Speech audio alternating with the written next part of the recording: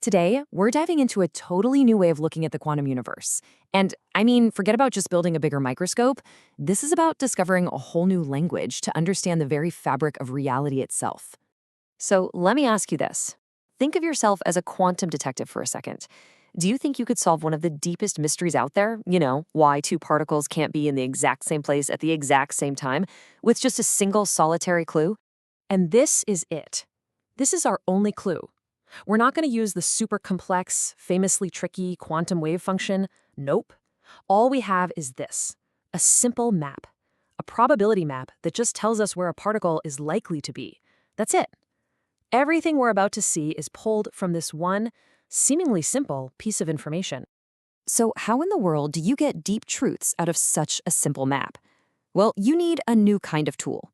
And the researchers behind this paper, they've built something they call a spectral seismograph. Okay, to get a feel for what this tool does, think about the difference between local and global information. Knowing the temperature in, say, Chicago is local info. It's useful, sure, but it tells you nothing about the climate of the entire United States. This new tool, it isn't just looking at one little spot. It's measuring the character, the vibe of the entire system all at once. Now, the technical name for this thing is spectral torsion, and the idea is just fascinating. You take that whole probability map, you run it through some pretty clever math, and what you get out is a single number. And this one number, it acts like a seismograph for the quantum world. It's just sitting there, waiting to detect deep structural shifts across the entire system. All right, we've got our seismograph ready to go. Now let's create a little quantum tremor and see what it picks up. The experiment is actually pretty simple in concept. We're going to take two probability packets, basically two areas where a particle is likely to be, and just slowly push them together. And check this out. This is what our seismograph records. Follow that red line with me. See how when the packets are far apart, the value is just flat? As they get closer, it starts to rise smoothly. But then, bam! At a very specific distance, something really dramatic happens. The signal suddenly jumps. It's not a smooth curve anymore. It's a sharp, instantaneous break. It's what physicists call a non-analytic change, a real jolt in the system. And this, of course, is the million-dollar question. What on earth is causing that sharp, violent jump? The weird thing is, the probability map itself is changing nice and smoothly.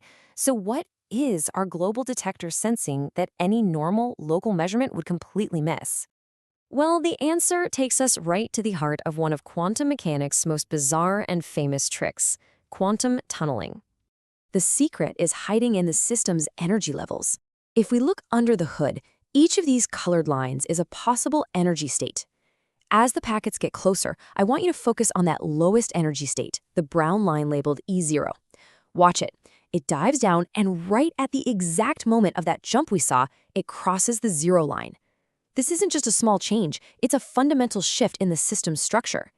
It's the birth of a new state with zero energy, a zero mode. And this shows us exactly what that zero mode is. Look at the bottom graph. That green curve, that's the new state.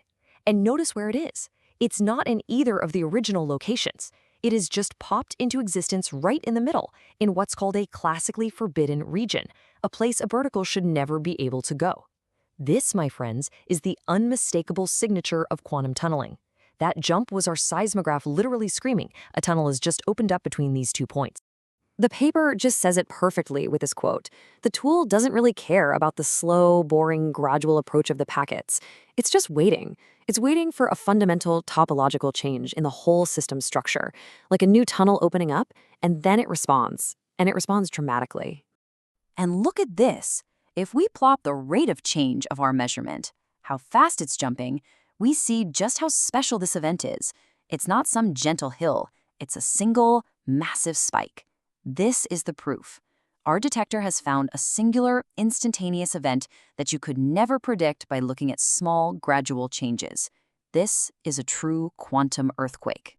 Okay, so our spectral seismograph can spot quantum tunneling just by looking at probabilities. That is incredible. But what happens if we point this ridiculously powerful new tool at an even deeper mystery? What can it tell us about one of the most fundamental rules of the entire universe, the Pauli exclusion principle? So a real quick refresher, all particles basically fall into one of two families. You've got bosons, like photons, which are kind of social. They don't mind piling up in the same state. But then you have fermions, like electrons, the stuff that you and I are made of.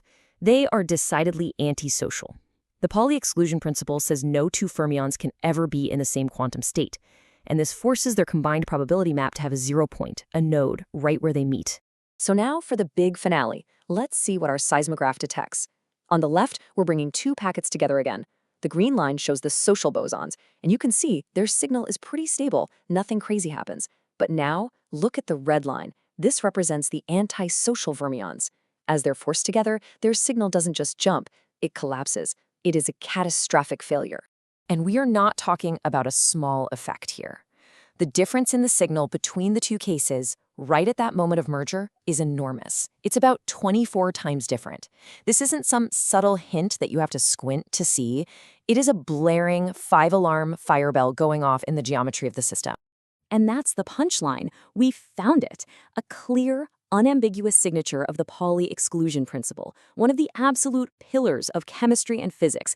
And it's not written in the complex language of wave functions. It's written in the global geometry of a simple probability map.